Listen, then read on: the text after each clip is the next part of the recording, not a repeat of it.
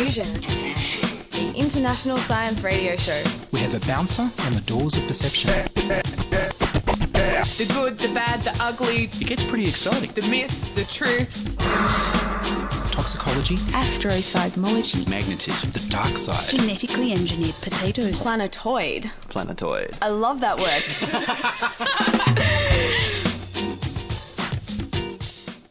Hello and welcome to Diffusion. Sit back and relax while we inject weird and wonderful science directly into your genes.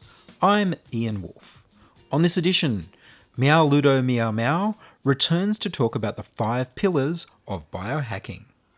We welcome back emerging technology evangelist Meow Ludo Meow Meow, who founded the biohacking movement in Australia.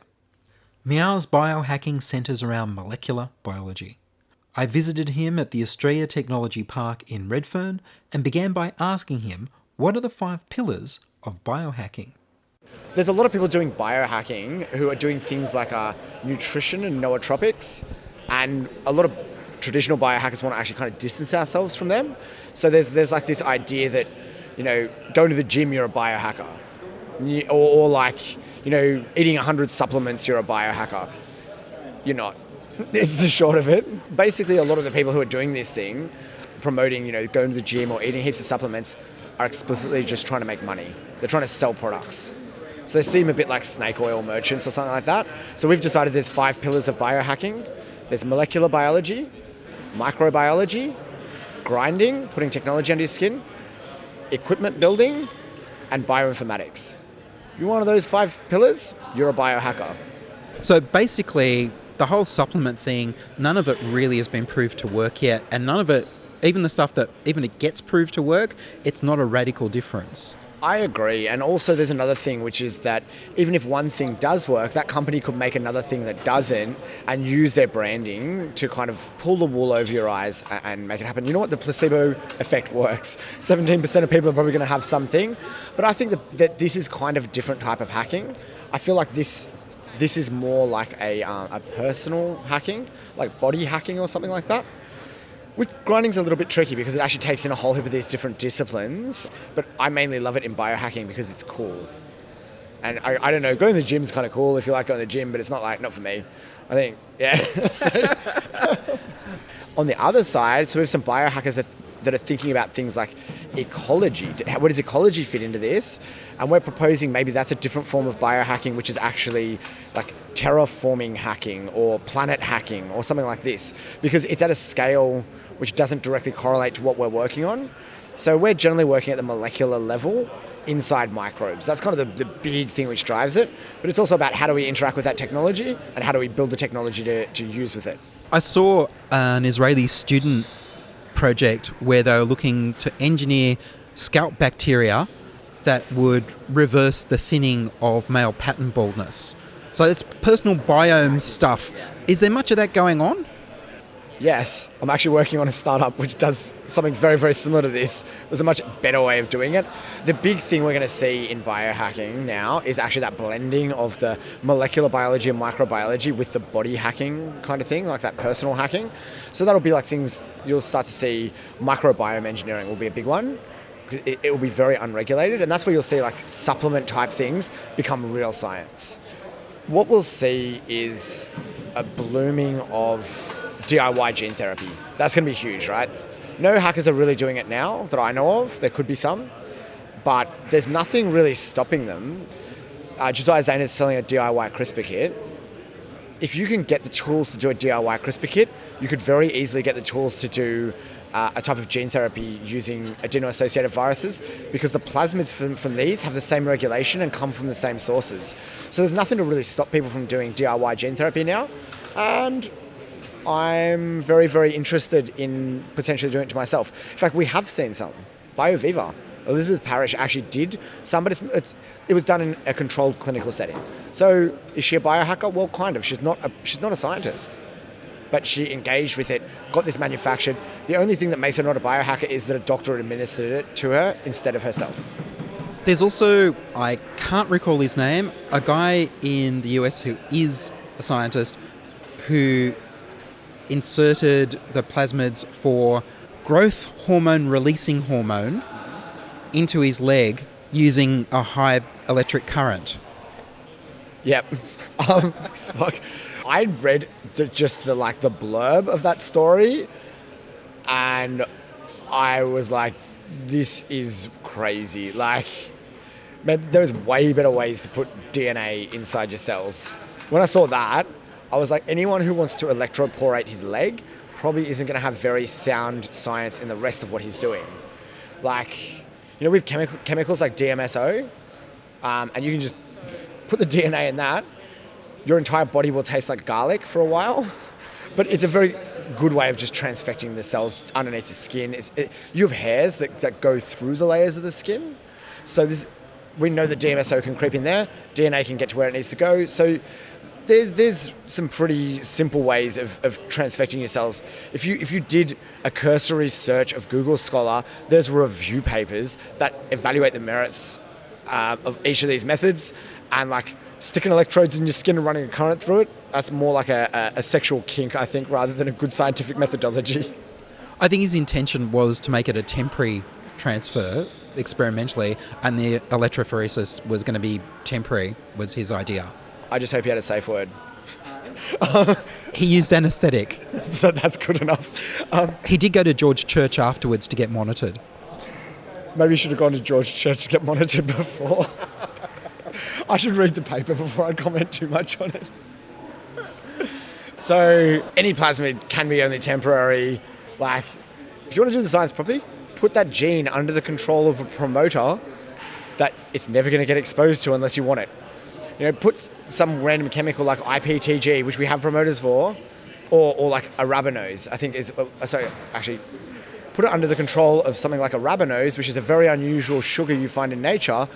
Put that in a shampoo, and then when you rub it on, it will cause that gene to be activated. That's the type of stuff.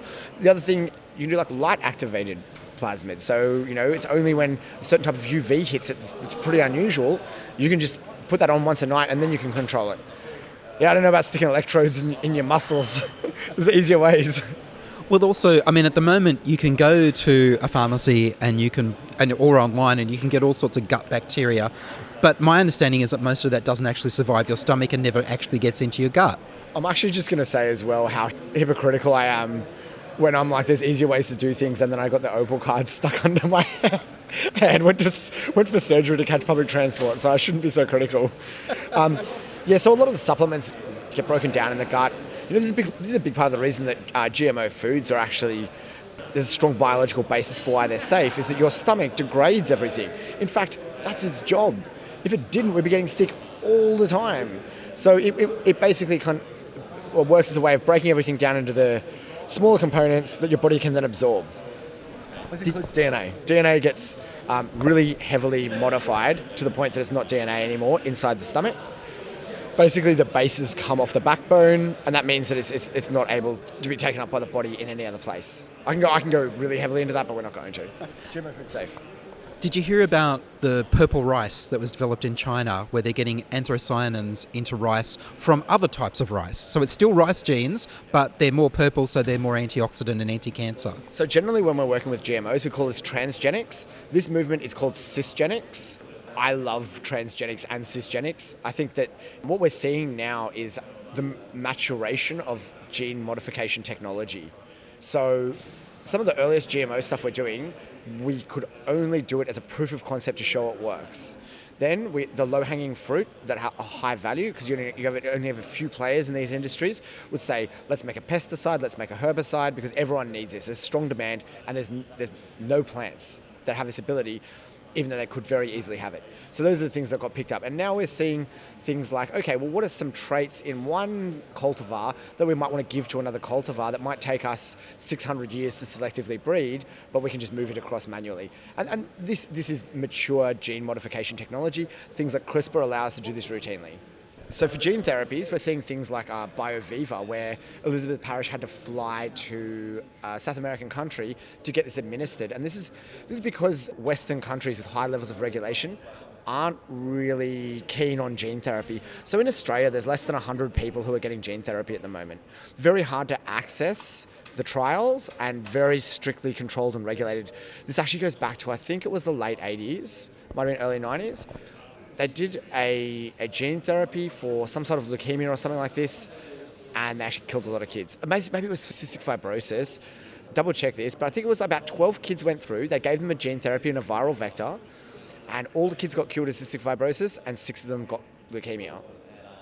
Right, so the problem was they took a working copy of the CFTR gene, put a very, very heavy promoter in front of it that's always expressed to make sure that this thing, no matter where in the genome it goes, it would express.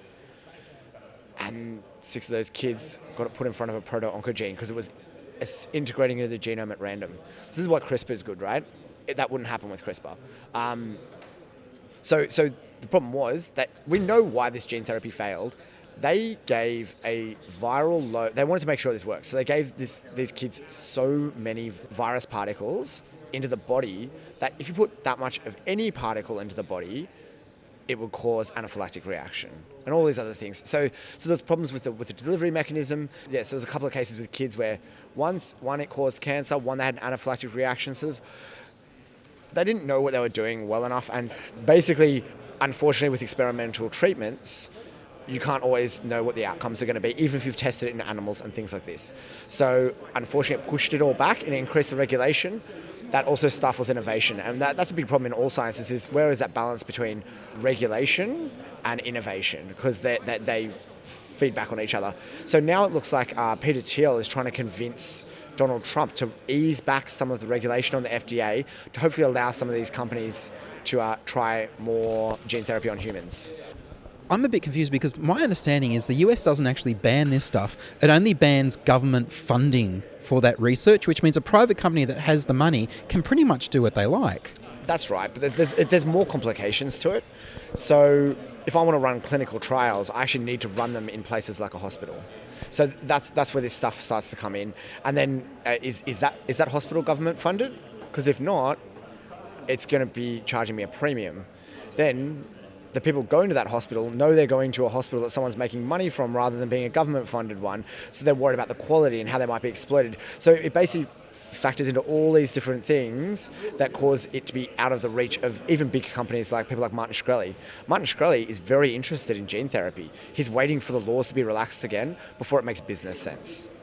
But what we'll see potentially is a rise in experimental gene therapy in countries with less regulation but huge amounts of money. We might see this in places like India, China. Those are places that I would expect to see this technology come about. Australia won't be there. We'll follow whatever the US does, unfortunately. That was Meow Ludo Meow Meow talking about his biohacking adventures. Meow will be back to talk about his Mars jars in a future episode. You can find out about the workshops and courses run at the BioFoundry by going online to foundry.bio. You're listening to Ian Woolf on Diffusion Science Radio. Send emails to science@diffusionradio.com. We're brought to you across Australia on the Community Radio Network and podcast over the internet on www.diffusionradio.com. I hear what you're saying and I follow your arguments, but you're wrong. Here's why.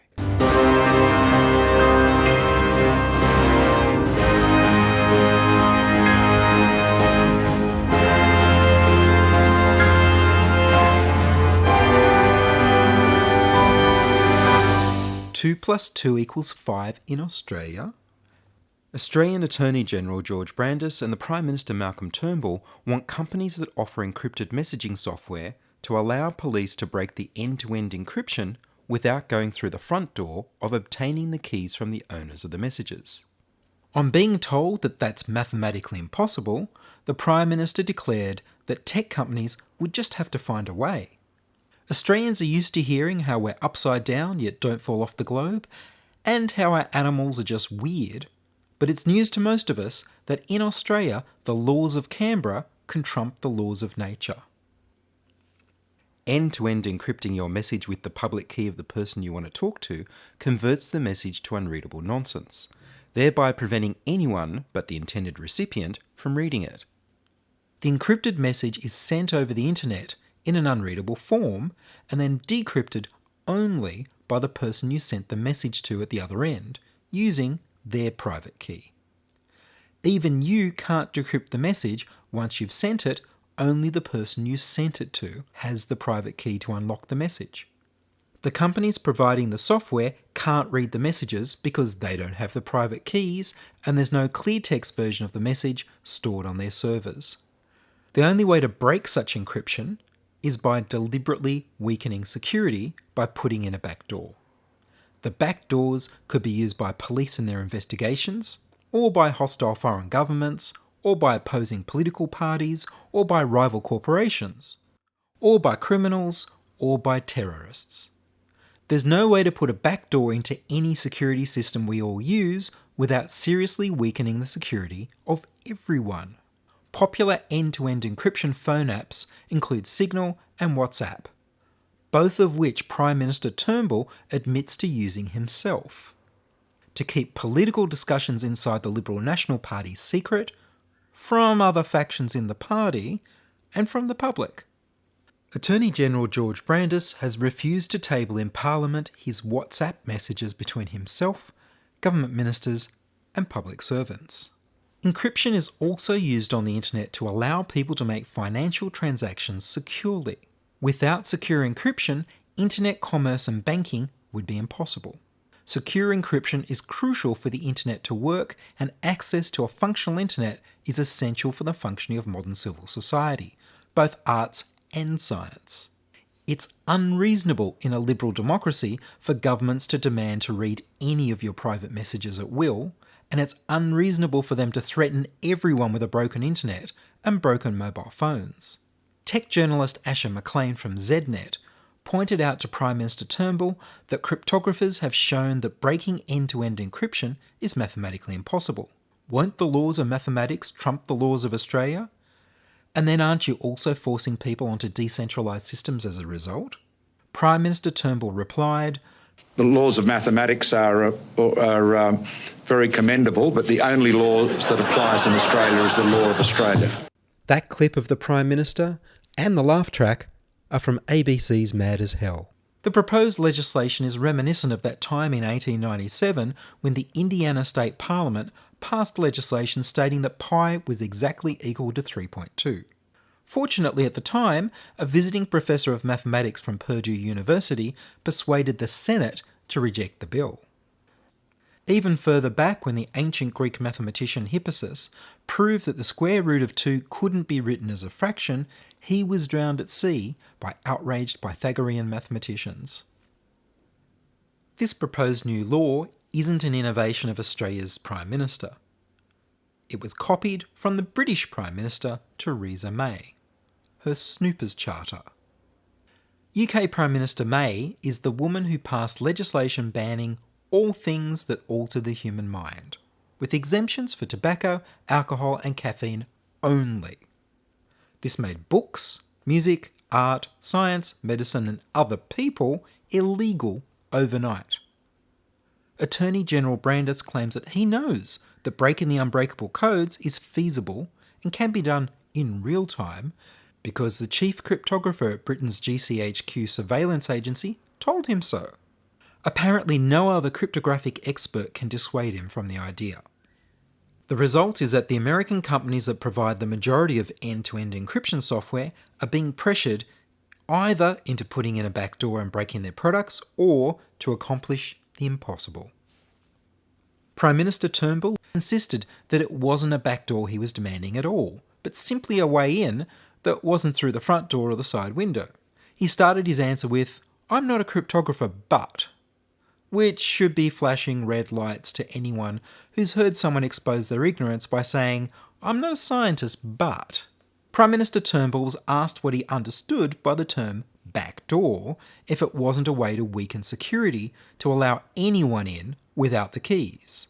Yeah, well, a backdoor is typically a flaw in a software program that perhaps the developer of the software program is not aware of, and that somebody who knows about it can exploit. And this is if there are flaws in software programs, obviously, and that's why you get updates on your phone and your computer all the time. So we're not talking about that. We're talking about lawful access.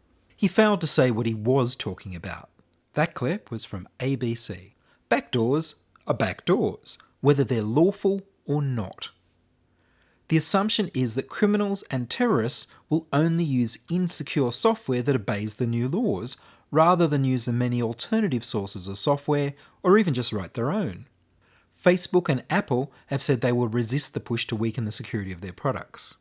Members of the European Parliament have proposed a bill banning backdoors in security software and to force companies to add encryption to messages that are currently clear. Damned if they do, and damned if they don't. Online, commentators have not been quiet.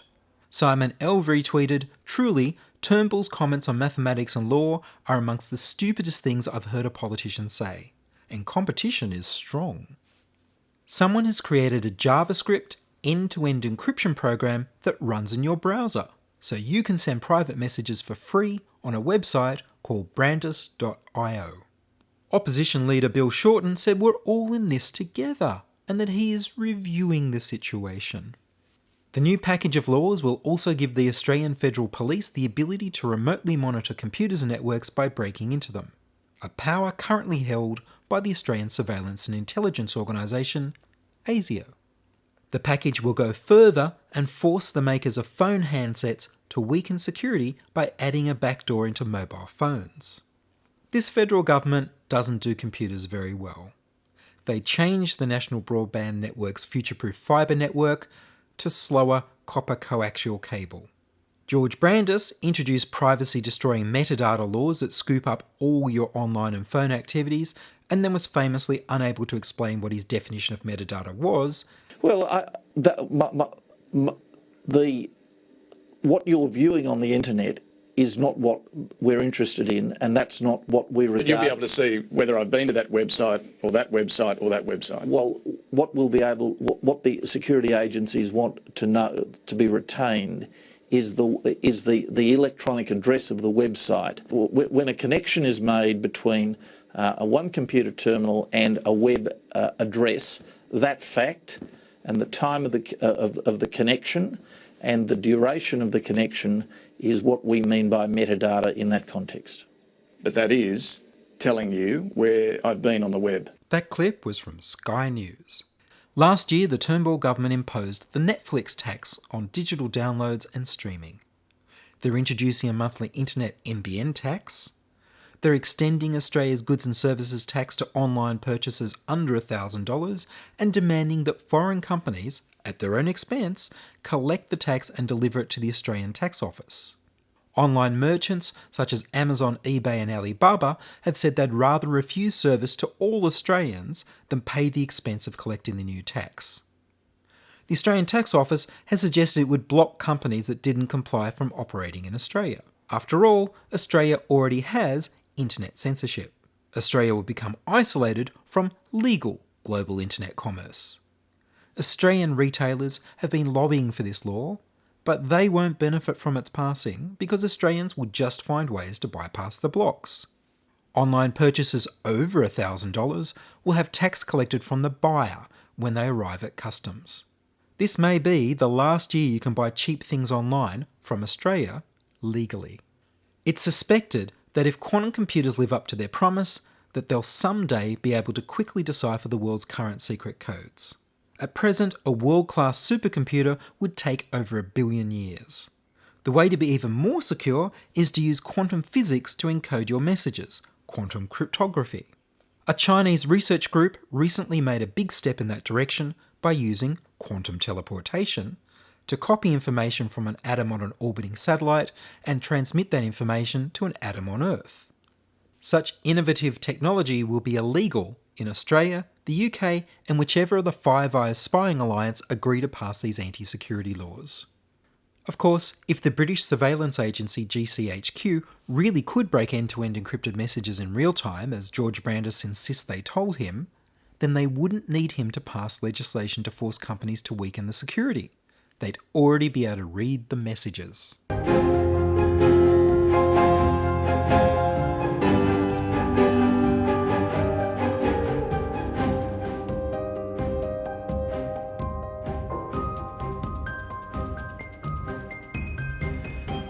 And that's all from us this week on Diffusion. Would you like to hear your voice on radio? Record a voice memo on your phone or use the voicemail tab on the website. We need more people contributing stories to Diffusion. Send your contributions, opinions, helpful suggestions and donations to science@diffusionradio.com. That's science@diffusionradio.com. Please do send me an email so I know you're listening and would like to hear more episodes. Please like the Diffusion Science Radio page on Facebook and rate us on iTunes. Tell your friends. Follow me on Twitter @Ian Woolf. Please support the show at patreon.com/diffusionradio. The news music was Rynos theme by Kevin MacLeod of Incompetech.com. Checking production was Charles Willock. I produce Diffusion, which is broadcast around Australia to 27 stations on the Community Radio Network, including 2RBM in the Blue Mountains of New South Wales, 8CCC in Alice Springs and Tennant Creek, 2MVR in Nambucca Valley, and 3MBR in the Mallee Border districts of Victoria and South Australia. Diffusion is syndicated globally on the National Science Foundation's Science 360 internet radio station and also on astronomy.fm. Subscribe to the podcast on the Diffusion website, www.diffusionradio.com. That's www.diffusionradio.com, and check the website for links, photos and videos about this week's show. If you enjoyed the show, you can explore more than 900 previous episodes archived on diffusionradio.com, where the shows are labelled by keywords so you can focus in on the stories you want to hear. Subscribe to the Diffusion YouTube channel at youtube.com/c/diffusionradio. I'm Ian Woolf. Join us inside your audio device of choice for more science wondering next week on Diffusion Science Radio.